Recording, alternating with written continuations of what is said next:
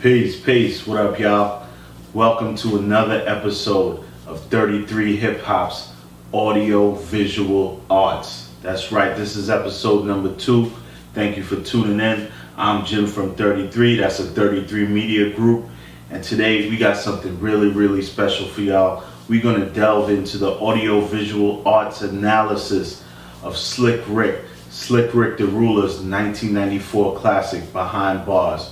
So sit back, relax, get you some soup, get you some tea, cover up. Nah, man, I'm just playing with you, man.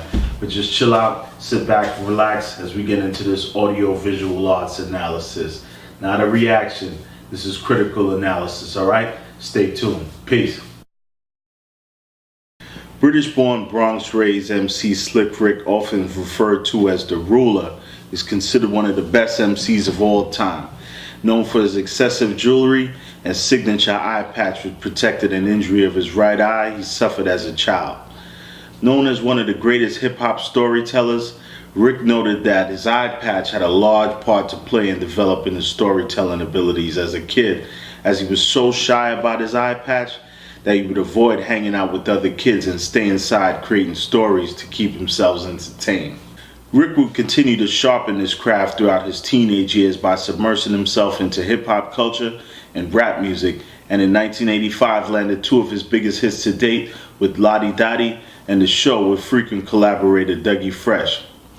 Rick would parlay this into his own record deal, becoming the 3rd artist signed to hip-hop powerhouse Def Jam Records, and in 1988 dropped his critically acclaimed debut album The Great Adventures of Slick Rick, that produced mega hits such as Children's Story and Hey Young World, The World Is Yours. Rick will ride this wave of success into the 90s until some of the pitfalls that come with being a famous rap star would send him into a tailspin. After multiple violent encounters with a business associate turned foe, Rick purchased an illegal firearm for protection and spotted his rival in a street corner in Manhattan and decided to confront him. Rick fired shots at the man, hitting him along with an innocent bystander. Rick was arrested later that day and charged with attempted murder, wherein he'd be sentenced to 5 years in jail. Now this was a first for hip-hop. A prominent rapper at the top of his game sentenced to a lengthy jail stint. Through all of this, Rick's most important work of the era would come on his 3rd studio album, which he recorded on work release, 1994's Behind Bars, which spawned a hit song that matched the album title, a cautionary tale depicting in only a way Rick can what life behind the wall really was like. The video would also add to the airy feeling of the whole ordeal, as in Rick's absence, the entire video was animated and highlighted the chillin' Dum Diddy Dum remix version of the song produced by West Coast rap legend Warren G. The timing of this cautionary tale could not come at a more perfect time to warn the hip-hop masses of the dangers of being involved in the street life, as then President Bill Clinton had just signed into law the 1994 crime bill that would guarantee more severe punishments for individuals who committed crimes similar to that Rick did. Alright, so now that we got through that background info, there's nothing left to do to just dive right into it. So here's Slick Rick the Ruler's 1994 classic Behind Bars, featuring Warren G with the Dum Diddy Dum remix, one of my all-time favorites. But we're not even gonna talk no more. Let's just get right into this. Let's get right into this. Let's go. So being that this is one of my all-time favorites, I gotta get comfy here. I gotta get right here before we get into this right here. Possibly one of my favorite joints of all time. Definitely one of my favorite animated videos of all time. West Coast legend Warren G on the intro and the beat. Sublette City. Hey yo, money, what size are those? Rob for your clothes in jail. Crooked correction officers in jail.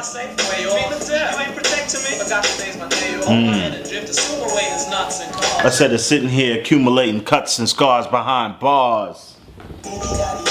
This type of happens every day to get beat down.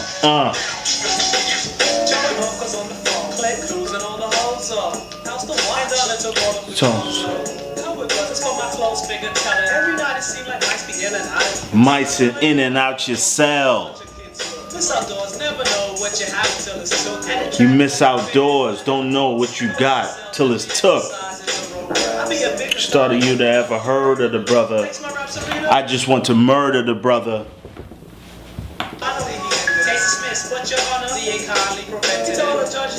Crooked DAs keeping you in jail. Instead of sitting here accumulating cuts and scars behind bars. This type of happens every day. And disturbances of the peace.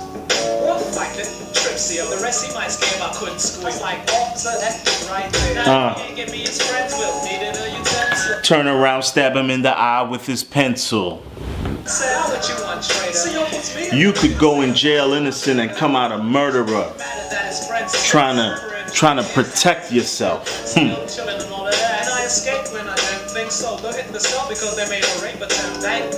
Rape attempts, sexual assaults happen in jail.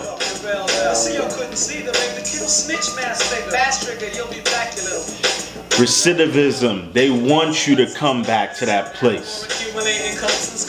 To the prison industrial complex. And it's all painted in this dope track right here. Dee-dee-dee-dee-da-dee-day.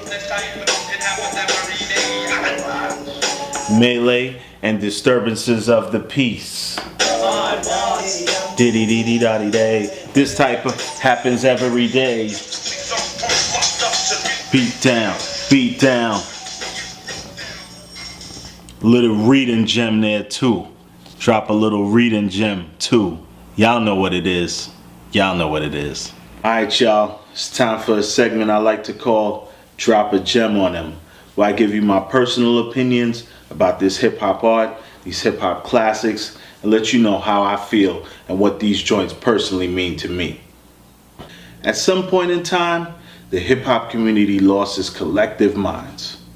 Somewhere along the line, young people were led to believe that making rational, non-emotion based decisions wasn't cool, and that taking penitentiary chances to solve your conflicts or get ahead was the move.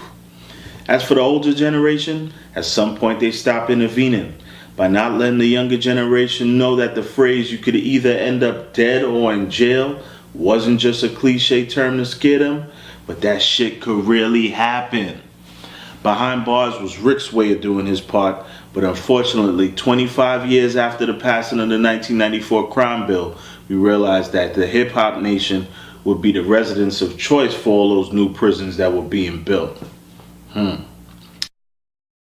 A few weeks ago, I saw an interview with Cavario H., one of the founders of Don Diva magazine, where he perfectly summed up what it means to truly be in tune with the possible outcomes of your actions. He talks about the number of people that have no clue what's the maximum, much less the minimum sentence allowable for the crimes they commit. He discusses not anticipating that your actions could have you spend decades in a 5x7 space with another person that you didn't choose to live with, but now have to breathe in their body odors, be present when they use the bathroom, and be in close proximity to them when they're having a mental breakdown. And just like Behind Bars, that's just a snippet of what incarceration looks like in America. And that, my friends, is what the great artists do. Bottle up a piece of reality and pour it into their writings, their paintings, and most definitely their rhymes. It's only when an artist starts painting those false narratives for financial gain that we fall into a deep, dark space.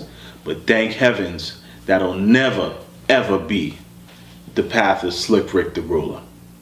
Alright y'all, thank you again for turning into 33 Hip Hop's Audio Visual Arts, Episode 2.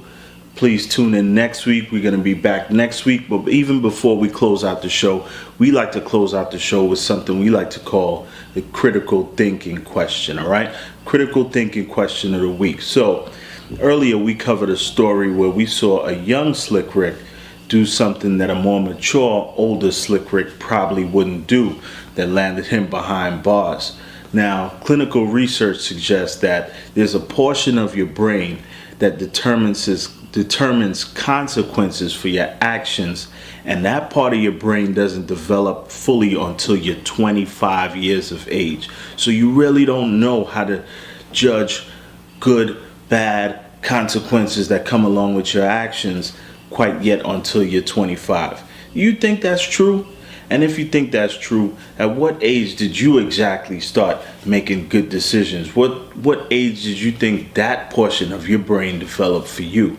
All right, hit us in the comment section below. I'm going to be answering that question myself and interacting with everybody all week. Again, I'm Jim from 33. Respect for watching. See you guys again next week. All right, peace.